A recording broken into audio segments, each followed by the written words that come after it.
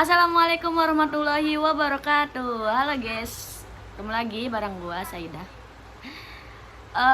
MK penulisan berita dan artikel pertemuan yang ke-12. Jadi pertemuan yang ke-12 ini kita ngebahas tentang dimana kelompok 2 itu membahas tentang membangun liputan berita dan artikel di media massa yang terstruktur dan tajam. Jadi peliputan berita dan artikel ini yang berkualitas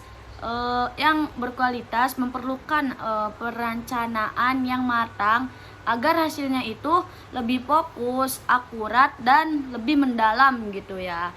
Terus kemarin juga kita ngebahas tentang prosedur dan penyusunan TOR peliputan berita dan artikel, di mana TOR ini dalam dunia jurnalistik adalah sebuah dokumen kerja yang memuat kerangka acuan mengenai rencana peliputan atau penulisan artikel jurnalistik. Nah, TOR juga menjelaskan apa isu yang akan diangkat nih, mengapa isu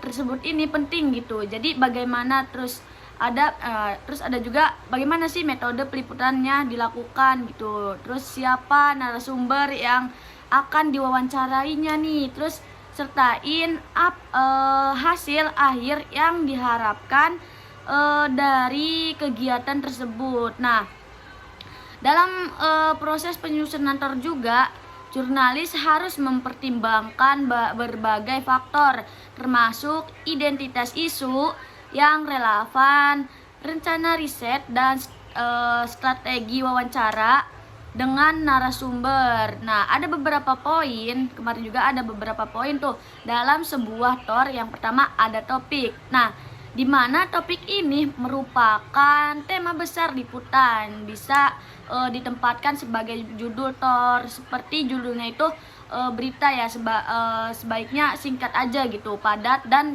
mencerminkan inti masalahnya nih. Jadi jangan bertele-tele gitu ya. Terus ada latar masalah. Nah, di mana latar masalah ini berisi paparan inti dari masalahnya. Terus ada sudut berita atau angle ya. Jadi sudut berita ini masalah pastinya itu banyak ya. Sementara perurutan beritanya, kaveling halaman dalam cetak, atau durasi atau masa tayangnya digunakan di TV atau radio. Terus ada pembagian tulisan, cerita atau story berita. Nah, story berita ini terencana dikerjakan secara khusus, artinya adalah jadi kita pengelola lokasinya gitu, sumber dayanya dan waktu secara ekstra. Sajiannya itu biasanya panjang gitu ya. Contohnya laporan utama atau laporan khusus seperti majalah gitu. Nah, terus ada narasumber. Jadi setiap tulisan story itu membutuhkan narasumbernya sendiri gitu ya. Sangat memungkinkan seseorang menjadi narasumber di berbagai tulisan atau tulisan sekaligus gitu. Terus daftar, jadi daftar pertanyaan, di mana daftar pertanyaan ini digali sebagai informasi sebanyak mungkin gitu ya. Jadi bisa juga untuk mengujikan informasi yang telah didapatkan. Terus minimal itu mendapatkannya kutipan langsung. Nah, dalam TOR juga semakin banyak pertanyaan akan kiatnya itu lebih baik gitu. Jadi sebab lebih baik fokusnya gitu. Terus ada observasi lapangan, reporter yang baik adalah hidup gitu. Ada penggambaran agar halayak sekelas mungkin gitu ya, bisa menangkap suasana. Terus ada rancangan foto, suara, gambar, di mana foto ini perlu untuk media cetak. Nah, suara juga perlu nih untuk radio dan televisi dalam konteks jurnalistik ya. Nah, foto, suara, dan gambar adalah informasi yang sangat diperlukan gitu dalam jurnalistik ini. Terus ada rancangan grafis, di mana rancangan grafis ini diperlukan bila terkait dengan data berupa angka-angka statik gitu ya, serta lokasi dan urutan kejadian. Nah, terus ada riset data tulisan kering dan kurang meyakini kalau datanya ini minim gitu ya. Karena itu kita perlu data ini buat pendukung tulisan harus disiapkan sejak awal gitu. Nah, terus ada tenggang waktu atau deadline ya.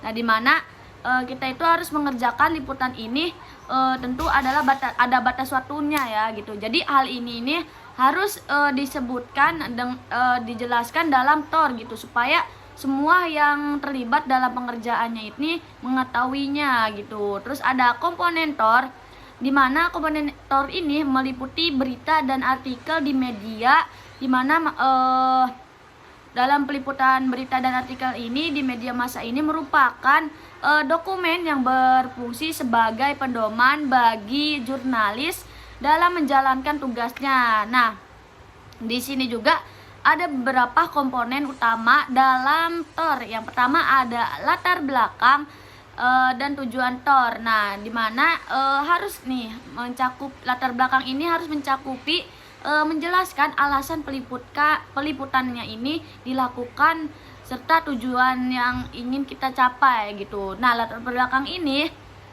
penting gitu untuk memberikan konteks kepada jurnalis mengenai urgensi dalam revelasi suatu peliputan. Terus ada topik dan sudut pandang berita. Jadi kita harus menentukan topik dan sudut pandang berita ini harus menggunakan tahapan yang kronologis dalam penyusunan TOR. Nah, terus ada terus kita pilih nih topik yang dipilih gitu. Jadi kita harus memiliki nilai beritanya yang lebih tinggi. Terus ada narasumber dan data pendukung TOR. Jadi kita harus mencantumkan nih daftar narasumbernya, daftar narasumber utamanya dan data pendukung yang relevan gitu. Jadi narasumber ini dapat berupa pakar, akademisi atau individu yang langsung terlibat dalam peristiwa yang diliput gitu. Terus yang keempat ada